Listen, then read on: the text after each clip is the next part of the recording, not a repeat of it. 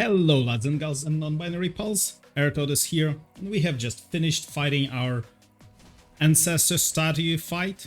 It lasted 2 hours because it was Supreme Statue, and I didn't enjoy any of them. They sucked so much ass, and I want to talk about that. I have 10 reasons why those fights are bad and why I do not enjoy them. First of all, everybody is running mages. You will occasionally find few archers scattered inside the mages, maybe 1 or 2 tanks. Yeah, like few people will run cavalry, most likely T5, people who can chase around and be strong enough to fights 3 versus 1, for example. But 90% of people are going to run mages because everything that matters in such a small space is how much AoE damage you can deal. And that's it. Mages are the best options. It's just, if you run anything else, you might be giving tactical or strategical advantage to your team, but for yourself, you will get less merits, and that doesn't feel good.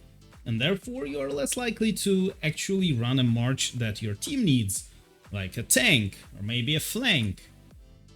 Just go with the mages and you will earn most merits and earn most kill points.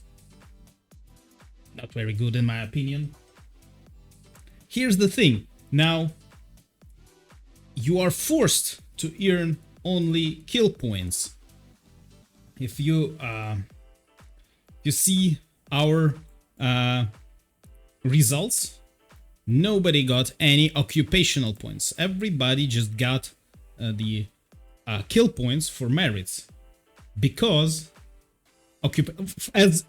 right now when I'm recording this video, occupational points are bugged. There is some sort of weird interaction with Behemoth, whichever alliance summons the Behemoth, it somehow bugs out the whole arena, and the other alliance basically cannot get any occupational points, even if they're the only ones inside the statue. So you're basically forced to get only kill points running mages. And bugged out occupational points, this is the second reason. And even if they were not bugged out, it is still a disadvantage to win. And what I mean, imagine our alliance, the alliance I am in, comes from this side, right? We gather up a bowl and we force our enemy outside the box, right? We wanna win the fight, we wanna get all those bugged out occupational points, which we didn't get, but we are strong and we force the enemy outside. Now here's what happens. We are here, everybody is here, in our alliance, inside the box, right? The enemy team is here outside the box. What happens? They kill us inside the box, they get kill points. We kill them outside of the box, we do not get kill points. So basically by winning, we put ourselves in disadvantage. We don't want to push them, we want them to push us. So we are out of, you know, this is not how King of the Hill type of a game should work. You know, if you are overwhelmingly winning, you gotta be winning, right? Instead, it is the contrary. If you win the fight, you lose the points. And that is my third reason why those fights feel bad. Because when you're winning, it is bad for you, bad for your team. If you're stronger, you just need to hold everybody, stop them from pushing. Like your officers need to shout, "Hey, everybody stay back. Do not force the enemy outside." This is insane. And overall, all right, you got it. We have bugged out occupational points. We have kill points that are calculated only if you're inside the square, if you're killing an enemy inside this little area around the rune. Here's the thing. If the enemy doesn't show up, and there is no bug for you, like those behemoths haven't been summoned to bug out your occupational points, you will get 10 times more points. So for the entire fight, I got 3,000 points, I think. My total points, 2 hours, 3,000 points. If the enemy didn't show up, which is the case quite often, if you do not fight at all, basically if you do not play the game, you just AFK at the statue getting occupation points, you will get 12,000 points instead of 3,000, where you fought for your life, you got like 400,000 severely wounded units, you got 3k.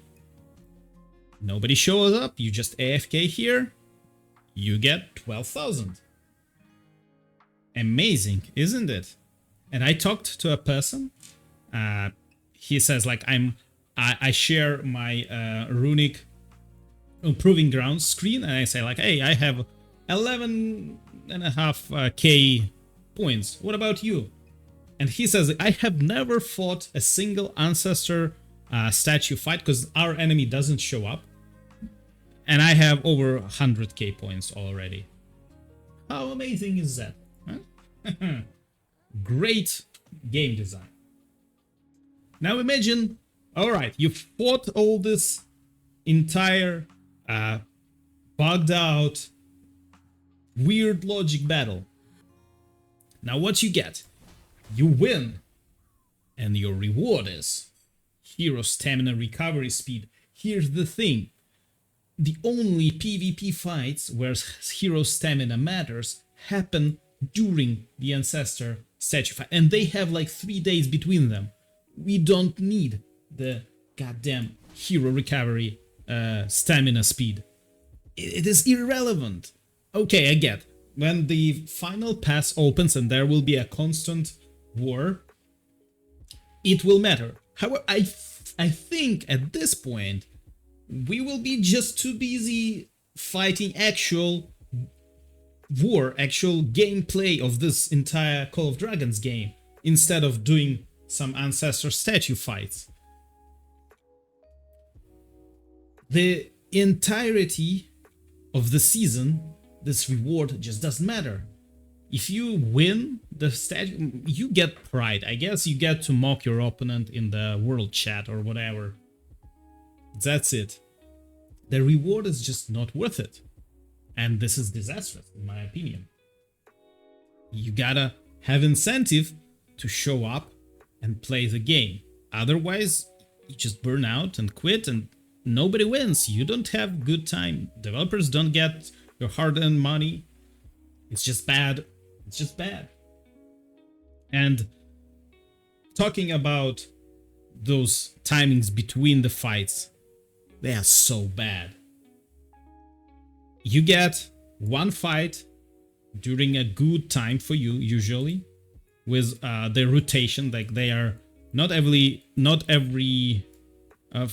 speaking about the very first statue, they are not every 48 hours, they are every 40 hours. So you shift the time 2 times. There are 2 times that are fucking 5 a.m. for you. You gotta wake up 4 or 5 a.m. to participate in a meaningless fight, and then once in a week you will get a good timing where it is your work time. During your working hours you also have an option to participate in a fight that nobody cares about. The timing is on those. I know there should be something bad for Roots of War. Do it great. You get to choose when to fight the actual event, and that is amazing. These timings, oh boy. And here's the thing: when we have returned to this first statue, and look at this map. We have This is our gates. And look how long we need to go before we enter the actual arena. Look at the route for our enemies. It is... well, maybe it's not twice as short. It's probably 1.5 times shorter. But look at that. They just need to walk a straight line down here and they're inside. Look at this part. Look at this bit.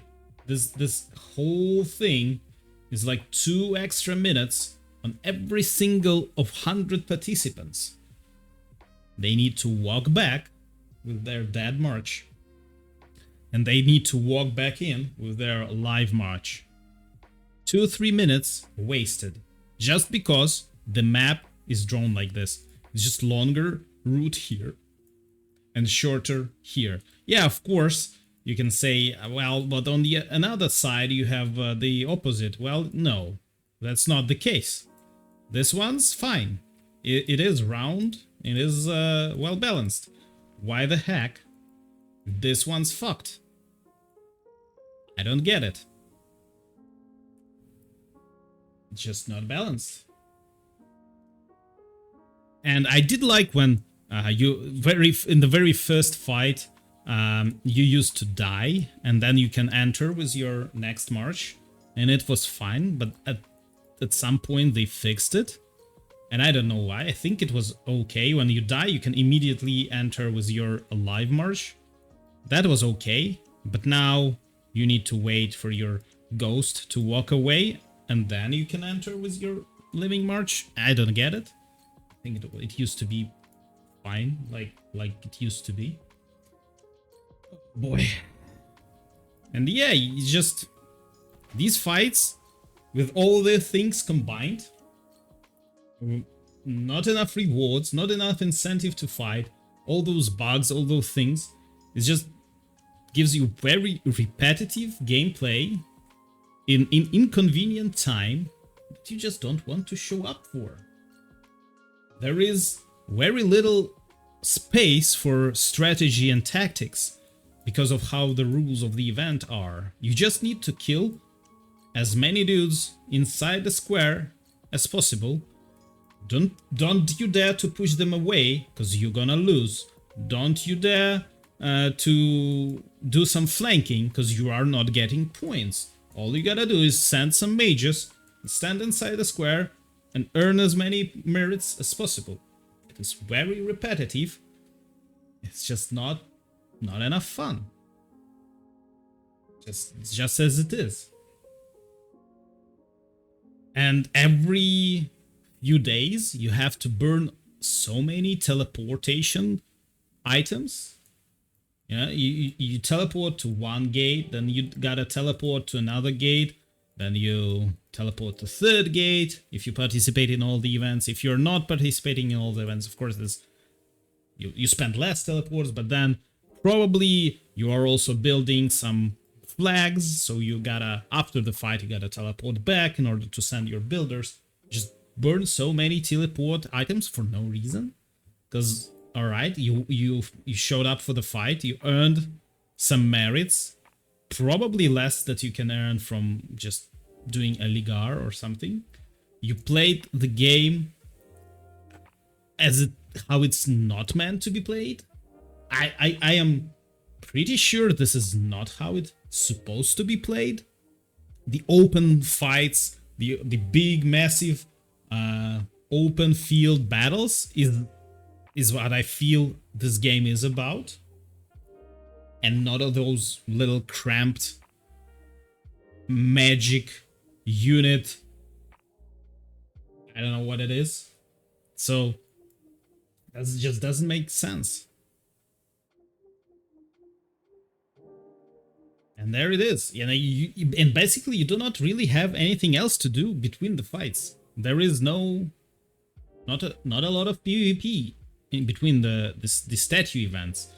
Most likely, if you manage to get yourself into a region where you have some enemies, most likely somebody won in the very first day of the server, like after the ceasefire ends.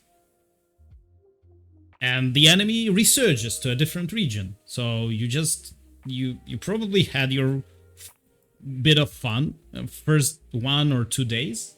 After that, there is nothing to do between these statue events. You don't really get much content. I mean, the holiday events were fun. There was a lot of events all at the same time. It was still PvE content, and this is a PvP game, obviously. But at least there were some things to do. Between statue fights, not a lot of things to do. When you have the statue fight, it sucks. It is not good. So, to sum up my ass burning. 1. Everyone is running mages on those fights. 2. The occupational points are bugged out and are weird to get. 3. When you push the enemy out, you are actually in a disadvantage. If you're winning, you're losing points if you're winning the fight. If you just stay AFK, that's 4. If you just stay AFK with no enemy showing up, if you don't play the game, you get so much more points. It's my 4th problem with it. 5. Rewards are bad. Those hero stamina recovery speed, it just doesn't matter. And not because I don't like it, it's because how the season, how the map is designed. I don't know how this oversight is in place, but it is what it is. 6. You always, well, okay, not always, 2 out of 3 times you get fights in a very inconvenient time for you. 5 a.m., working hours during the day. It is not very good. The maps aren't balanced. This big one, the second, is perfect. It is a circle. It is very balanced. But look at this disaster. It's just not. There is definitely an advantage on this side. What is it? 7? No, is it 8? 8. 8. The fights are very repetitive and they provide very little space for strategy and tactics. You just run mages, just get as much merits as you can. That's all you need.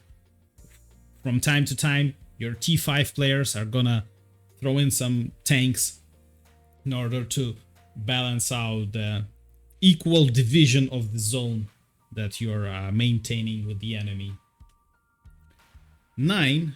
You burn a lot of TPs for no reason.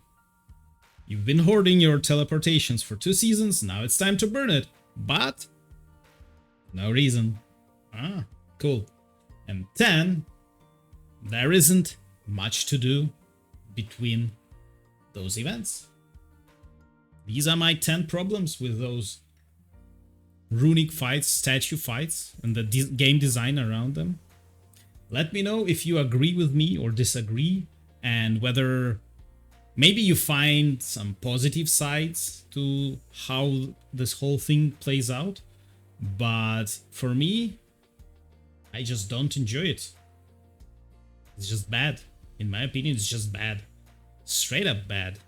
I hope to see some changes for the better in future seasons. Obviously, this season is gonna be as it is. But yeah, I really hope it's gonna be better. Bye bye and see you in the next one.